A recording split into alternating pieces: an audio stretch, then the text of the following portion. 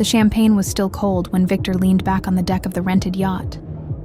Miami's skyline glowed like a jewel box behind him. Music pounded from the speakers, and models danced under the neon lights. Victor had finally made it. Just months ago, he was selling sneakers out of a trunk. Now he wore a gold Rolex, drove a black Maserati, and burned cash like it grew on trees. People asked where the money came from. He just smiled. The truth? Crime. It started with credit card scams. A swipe here, a stolen name there. But soon Victor had linked with Rico, a slick talker with heavy connections. Together they ran bigger plays, Airbnb scams, fake businesses, hacked accounts. Money flooded in. Victor moved into a condo in Brickell, all glass windows overlooking Biscayne Bay. He bought bottle service at E11 Even, tipped valets with hundreds, and pulled up to the clubs in cars that weren't even his. For the first time in his life, he felt untouchable. One night, Rico brought an idea. There's a guy out in Hialeah, runs cash for a gambling spot, carries it in a duffel. Easy pickup, in and out. Victor hesitated. Credit cards and scams were one thing. A robbery, that was another level. But the money was too good to ignore.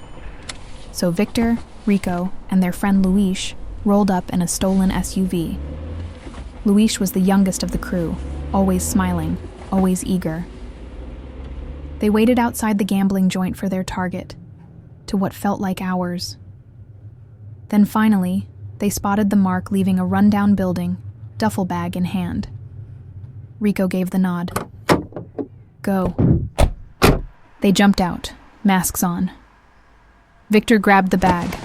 Luis pulled a pistol, waving it to keep the guy frozen. For a moment, it worked. Clean, fast, smooth. Then headlights cut across the lot. Another car screeched in. Armed men piled out, guns drawn. Coño, Rico shouted. Muzzle flashes lit up the night. Bullets tore through the air, sparking off the SUV. Victor dove behind the car, clutching the duffel bag like his life depended on it. Luis wasn't so lucky. He fired wild shots, yelling, trying to cover Rico's retreat. But one round caught him in the neck. He staggered, dropped his gun, and collapsed on the asphalt. Luis! Victor screamed, but Rico yanked him by the arm. Leave him! Move! They scrambled into the SUV. Tires screeched as Rico floored it, gunfire chasing them down the block. The other car followed, headlights burning in the mirrors. Victor's heart pounded. The duffel was on his lap, heavy with cash and blood. Lose them! He shouted.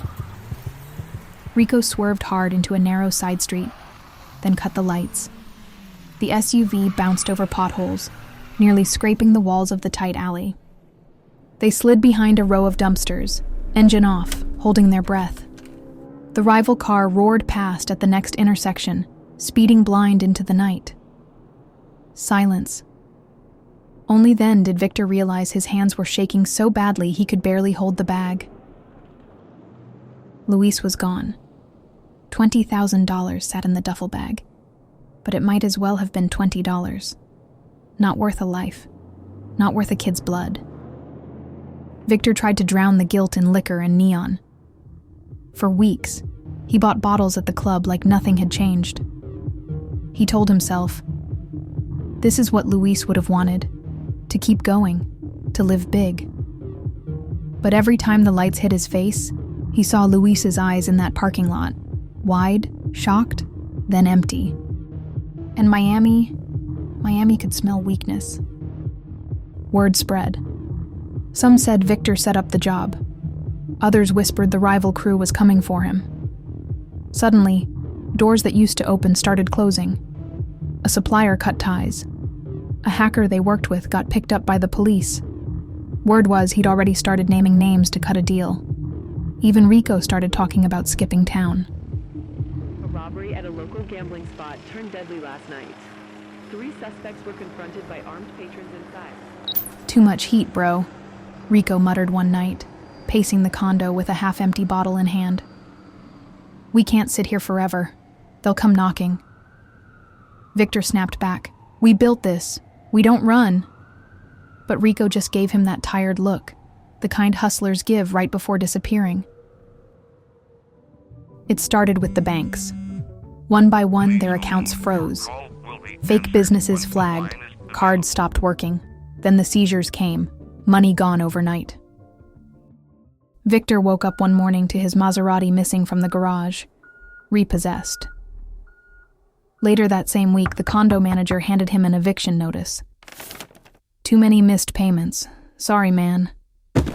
Sorry didn't pay the rent." Victor called Rico, but he vanished. Nobody knew for sure what happened. Some whispered he was dead, buried in the Everglades by the same crew they'd crossed. Others said he'd gotten himself a passport and disappeared overseas, drinking cocktails on a beach while the city burned behind him. When the cash dried up, reality hit hard. Victor started pawning off what little he had left. First the Rolex, then whatever else he could find. He tried a smaller scam, flipping fake tickets to a festival, but the magic was gone. The city looked at him differently now, like he was already finished. The final blow came when he walked into a club he once ruled. The bouncer stopped him cold at the door. "Not tonight." Victor pointed at himself, stunned. "Me? You know who I am." The bouncer just shook his head. "Used to." Victor turned away, heart heavy. The music thumped inside, muffled now, like it belonged to a world he could never touch again. By Friday night, he was back on a bus bench in Little Havana, staring at Biscayne Bay.